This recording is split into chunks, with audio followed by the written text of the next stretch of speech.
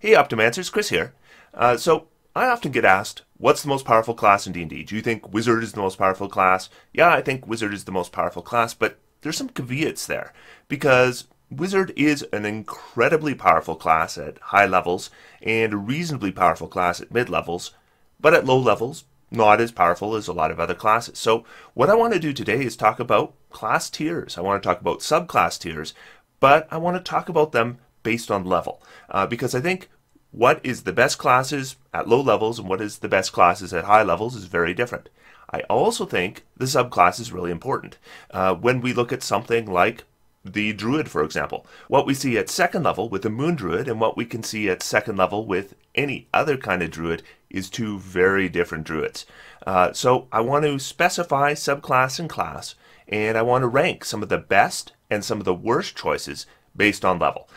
In today's video, I'm going to be talking about levels 1 through 5. Which subclasses and classes do I think are the best at this level, and which classes and subclasses I think are the worst of these levels. And I'm going to rank the top 5 and the bottom 5. And I'm going to be following this video up with other videos where I'm going to discuss what I think the most powerful and least powerful choices are at levels 6 through 10, at levels 11 through 16, and levels 17 through 20. So before we get started, I want to recognize some of my patrons.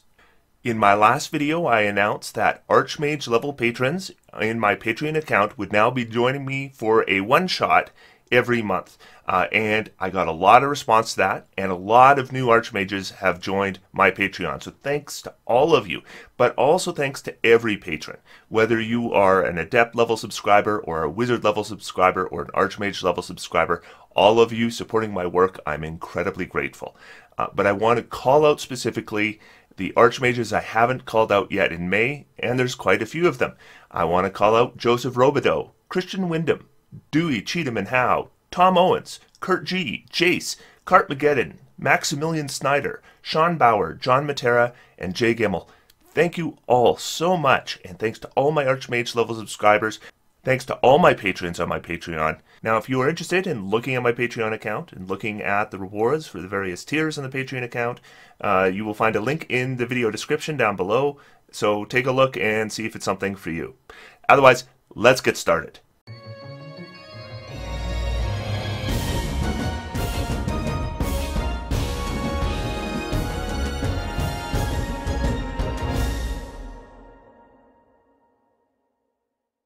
So let's start out with the worst. What are the worst class and subclass combinations at very low levels?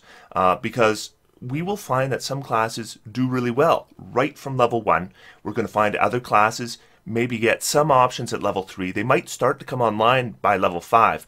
But that's a lot of gameplay between 1 and 4, especially if we're playing a one-shot adventure and we aren't level 5 or higher. Then there might be some class and subclass options that you should think twice about before you do. So coming in at the 5th worst choice, in my opinion, is the Whispers Bard. Now this could be any kind of Bard that doesn't get medium armor. So anything except for a Swords Bard or a Valor Bard.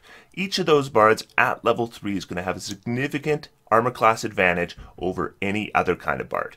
And so that leaves Lore Bards, that leaves Glamour Bards, and that leaves Whispers Bards a little bit behind defensively. And Bards are kind of tough defensively at low levels because they're not getting the shield spell, they're not getting Sanctuary, they're not getting Shield of Faith. So there's no real way for them to boost armor class unless they have a feat. And they're not getting a feat until level 4 unless they're Variant Human. So that means a lot of Bards become very fragile at very low levels. The other thing is Bards have some great spells for level 3 spells, level 4 spells, level 5 spells, but at level 1 and 2, they have some good spells, but not a huge selection of great spells. Certainly not one of the better lists, in my opinion, in terms of spell slots. So you put these things together, and what the Whispers Bard gets is they're going to get 2 abilities at level 3. One of them is really circumstantial, and the other one is their Psychic Blades attack. This is going to add 2d6 damage to a weapon attack. It's an okay ability, but it also uses up your inspiration, and you have another use for an inspiration. So this isn't just a bonus 2d6 damage, you're giving something up to get it. Still an okay thing, but when I look at what lower bards get with cutting words that's really important when you're worried about defense. And when I look at the Glamour Bard, although defensively it's still not strong, at least it has the ability to boost temporary hit points. It can boost its own as well as the other party members. So when I look at the Whispers Bard, just defensively, it's not there. And so you're risking your character dying. And that's why I don't think it is as strong at those low levels as other kinds of bards. And that's why I think the Whispers Bard ranks for number 5 for the worst choice at those low levels. My fourth choice for worst class and subclass combinations at low levels is the Storm Sorcerer. Now this could be any sorcerer, because sorcerers, if you've played them at low levels, it's tough. At those low levels, that's when you're really going to take advantage of being able to use rituals. Sorcerers can't use rituals. And so what you end up with is a very limited amount of spell selections, and you can only use them a very limited amount of times. And if you are boosting something like your defense with something like the shield spell, you're going to find very few spell slots that you can spend. And so there's not much you can do. You're a guy walking around with low hit points, low armor class, not a lot of spell slots, and not a lot of tricks outside of that. Now the reason why I picked the Storm Sorcerer in particular is because I think the Storm Sorcerer's level 1 ability isn't that great. Now, I could have picked Wild Magic here, except Tides of Chaos can be great depending on your DM. So sometimes Wild Magic might be the worst choice. It really depends how often your DM remembers to recharge your Tides of Chaos. But the one I think is consistently tough at low levels is the Storm Sorcerer. That brings us to what I think is the third worst option at low levels. And some people would think this would be number 1, but I think it's number 3, and that is the Beastmaster Ranger. So Rangers themselves I don't think are terrible from levels 1 through 5. I think Rangers have a tough time at higher levels. But at low levels, Ranger spells at low levels are pretty good. Spells like Goodberry, spells like Hunter's Mark, spells like Pass Without Trace can really boost a low-level Ranger. Now, despite the favored terrains and the favored enemies not being particularly good, because the Rangers can use a decent armor, they can use any weapon, they're going to get extra attack at level 5, they're going to get the spell use, I still think they're okay at low levels. I don't think they're nearly one of the best, but they're okay. But if you're going to have something that's okay, you need a subclass that really brings it at low levels. And the Beastmaster really doesn't. The Beastmaster is infamously poorly designed, so that we are going to end up with a creature that we have to give up our own attacks so that creature can attack. And depending on what creature you choose, that might even be worse than if you didn't use it at all. And whenever you have an ability that gives you a worse option than something you could already do, that's not good at all. And the Beastmaster does that. So the Beastmaster, I think, is the worst Ranger at low levels, probably the worst Ranger at any level. I think you can make a Beastmaster effective. I've done an entire video on how you can, but you have to be so careful with every selection. And it's just too easy to make a really crappy Beastmaster. And so I think it's probably something that should be avoided at low level play. That brings us to my number 2 selection for the worst class and subclass selections for low level, and that is the Alchemist Artificer. The Artificer, I think, can be good, but it's one of those classes that gets everything from its subclass and not as much from the main class. An Artificer on its own without the subclass isn't good. What saves the Artificer is that the Artillerist and the Battlesmith both bring amazing abilities that bring up the Artificer in its entirety into a well-playable class. And when you have the Alchemist, it just doesn't do that. What you're going to get is you're going to get some pretty weak healing options, some really difficult to use utility options, and that's it. And so when you look at the Alchemist compared to what the Battlesmith can do, what the Artillerist can do, it doesn't bring it. And when you look at the Alchemist Artificer compared to what other classes and subclasses can do, it doesn't do it. So you're going to end up going into combat not really knowing what you're going to do. You're probably going to be using unenhanced cantrips most of the time and not much else. And that makes the Alchemist really hard to use between levels 1 through 5. And that brings us to the worst class and subclass combination at low levels.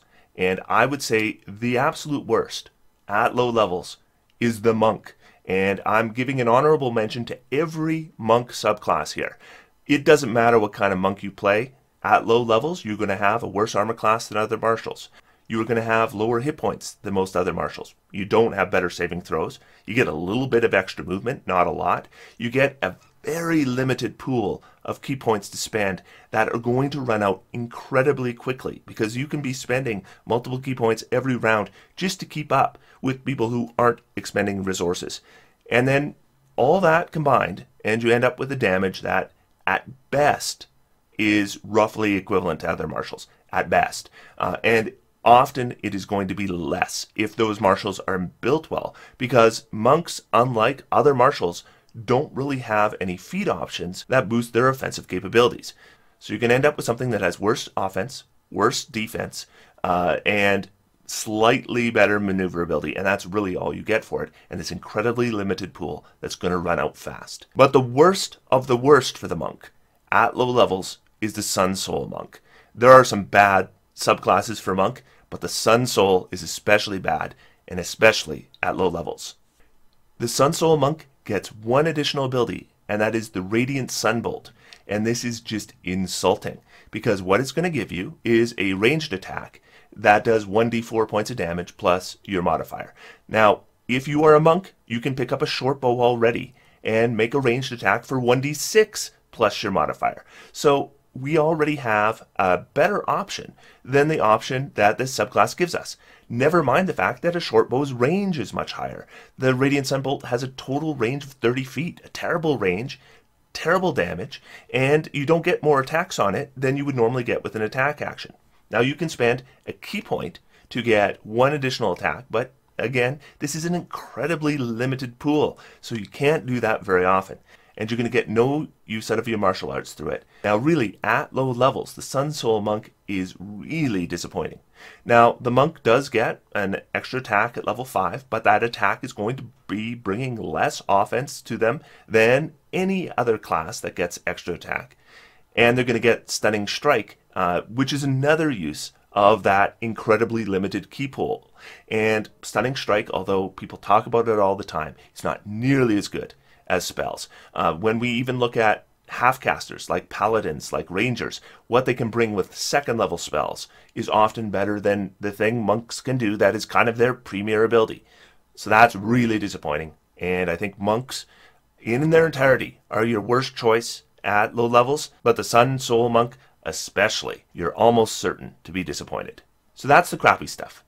This is the good stuff. Now I want to get into what I consider to be the best 5 options for low-level play. At number 5, I'm going to do something interesting here, because I'm going to pick one of the same classes I picked for the worst, and that is the Gloom Stalker Ranger. As I said, I think Rangers from levels 1 through 5 are okay. They have some bad stuff, they have some good stuff. But the Gloom Stalker as a subclass brings you so much, and it's really front-loaded, so at 3rd level, you're just going to get a mess of goodies. You're going to get extra attacks. You're going to get invisibility against dark vision. You are going to get bonuses to initiative. You're going to get additional spells, all at 3rd level. That's just an immense amount of things to be giving a class at level 3. I think the reason why Wizards of the Coast did that with the Gloom Stalker is because Ranger had already been considered infamously the worst class in the game at that point, so they figured maybe they should do some subclasses that really bring a lot. Now I think they brought that huge amount of goodies maybe at the wrong level, because I think Rangers suffer more at high levels than they do at low levels, but because they did, Gloom Stalkers are just incredible. When they get to level 3, right through level 5, you're going to find that a Gloom Stalker is an incredibly strong choice. And Rangers at level 1 and 2 aren't your best class, but they're not your worst class either. That brings us to what I think is the 4th best combination from levels 1 through 5, and that's the Hexblade Warlock. Now, the Hexblade is notorious for being an amazing 1-level dip class or 2-level dip class. As in, if you're going to multi-class, you take a little bit of Hexblade and get all the goodies that Hexblade gives you at level 1, because they give you a ton of goodies at level 1. Now, I do think if you were going to play straight Hexblade, levels 1 through 5 is where you're really going to shine. Again, because Hexblade gives you so much at level 1, and doesn't give you nearly as much at the higher levels. But when you can start at level 1, wearing medium armor and a shield, and use a weapon using your charisma modifier for attacks and damage, add in Hexblade Curse, and the ability to cast spells, that's a lot of things to get right at level 1. And then at level 2, we're still getting our invocations. Now, the only limitation I find with Hexblade compared to other spellcasters is that pack magic can run out really fast, especially if we don't have regular access to short rests. But overall, the Hexblade brings it from all kinds of directions, and offensively, it's going to be a powerhouse in your party and have some neat tricks on top of that. So overall, I think the Hexblade is an excellent choice for low-level play. It ranks number 4 in my best options. The number 3 choice for me for the best class and subclass combinations at low level is the Conquest Paladin. So the Conquest Paladin, Paladins themselves are just a really good class. They're really tough. If we're playing martial classes, Paladin's probably your best option. And Paladin brings it at low levels too. Right at level 1, they're getting heavy armor, shields, martial weapon proficiencies, good hit points. They're getting Lay on Hands right at level 1. Lay on Hands is actually quite powerful because, number 1, it's like 5 heals you can do right at level 1, but it can also cure blindness, cure diseases. And then at level 2, then on top of that, we're going to bring in half spell casting and a lot of great spells and the ability to use smites instead of spells if we want to, so there's versatility on top of that as well. In addition to that, Paladins at level 2 get a Channel Divinity, and different Paladins get different Channel Divinities, and the Conquest Paladin, in my opinion, is the most powerful of the Channel Divinities that a Paladin can have, because it has a Mass Fear effect that's going to affect your enemies, not your allies, and they only get 1 saving throw. And if they fail that saving throw, they're going to remain frightened for a long time until they are far away. Finally, when you get to level 5, Conquest Paladin also brings in Spiritual Weapon as a subclass spell. And Spiritual Weapon works really well for Paladins because they're not necessarily using the bonus action for anything else unless they're casting a spell. So this increases the offense of the Conquest Paladin, in addition to having better control abilities and all the regular goodies that Paladins get. Makes Conquest Paladins incredibly powerful as low-level Paladins. So from levels 1 through 5, if I am picking a martial class, I think that Conquest Paladin is your best option. That brings us to what I think is the second best class and subclass combination at low levels, and I think that is the Light Cleric. Clerics, I think, make excellent characters at low level.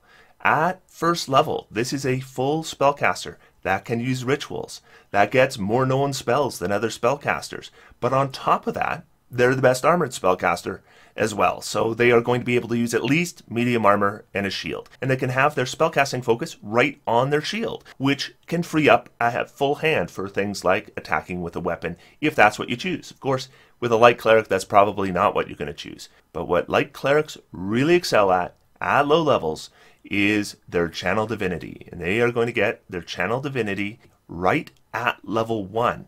And it is amazing. It is called Radiance of Dawn. It is a wide area blast that does 2d10 plus 1 damage, radiant damage, at level 1 to a mass number of enemies, no friendly fire, and they can do it every short rest. Now, Radiance of Dawn doesn't scale all that great, but by level 5, it's still a good ability. And another thing that light clerics get at level 5, by the way, is if enemies are in close, of course, like any cleric, they'll probably want to cast Spirit Guardians. But if enemies are far away, they can toss a fireball, because light clerics get access to fireball. So when it comes to blasting, there's no class in the game that can match a light cleric at low levels. And on top of that, they're getting better hit points than a lot of spellcasters are getting. They're getting better defense than other spellcasters are getting. So they kind of bring it from all directions. And they're going to have lots of spell selections, because domain spells mean you have lots of spells known, and you can use rituals. So as a spellcaster, they are amazing. Offensively, they are amazing. And defensively, they are very strong as well. So they kind of, again, bring it from all angles. And the Light Cleric, I think, is the second best choice you can make at low levels. That brings us to what I think is the strongest class and subclass combination at low levels. And this one, honestly, is probably broken. And it is the Moon Druid. Now, at level 1, Druids are going to have a rough time, because their defense is not as good as the clerics. Their spellcasting isn't as strong as some of the other spellcasting classes. They have some good cantrips. Things like Thorn Whip can be really useful, for example. But they're not going to be doing a lot of damage with Thorn Whips. It's mostly about battlefield controls. And they need some kind of teamwork in order to make those battlefield controls work well. So I think a first level Druid can have a tough time. But at second level, that's when they choose their subclass. And some Druid subclasses bring small amounts of things at level 2, and then you have the Moon Druid. The Moon Druid gets a wild shape where they can take a challenge rating 1 form. And this is honestly ridiculous. Challenge rating 1 creatures are tougher than second level characters, but you can take their forms twice for every short rest, and once all the hit points are gone from that form, you can just do it again to get back to full hit points. If we take the form of something like, say, a brown bear, this is a challenge rating 1 creature, we are going to get 34 hit points as soon as we take that form. So if we take that form twice, that's 68 extra hit points of damage you can take every short rest. That's insane for a second level character.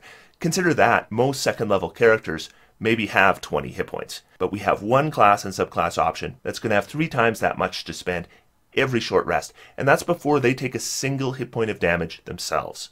Never mind, they're going to have multi-attack that's going to give them 2 attacks in a round, each of those attacks at +6, which is probably higher than anybody's in the party, and it's going to do more damage than anybody else in the party, each of those attacks.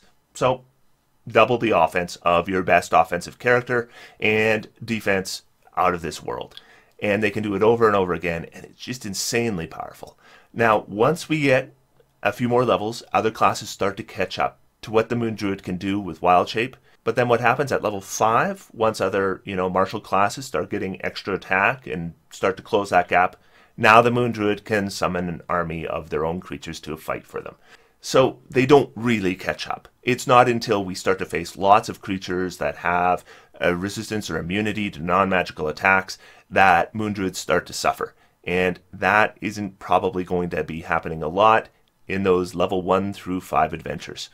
So at those levels, the Moon Druid is just unreal. Never mind the fact that they're a full spellcaster, they can do rituals, they have a reasonable amount of hit points themselves for spellcasters. All those things are on top. The Wild Shape on its own makes them more powerful than any other class-subclass combination in the game at these levels. So that is my opinion for what are the most powerful and the least powerful options at low levels. In our next video, we will be talking about levels 6 through 10. Until then, I'm going to sit back, relax, and have some fun. D&D is for everyone. Thanks, everyone, and I will talk to you next time.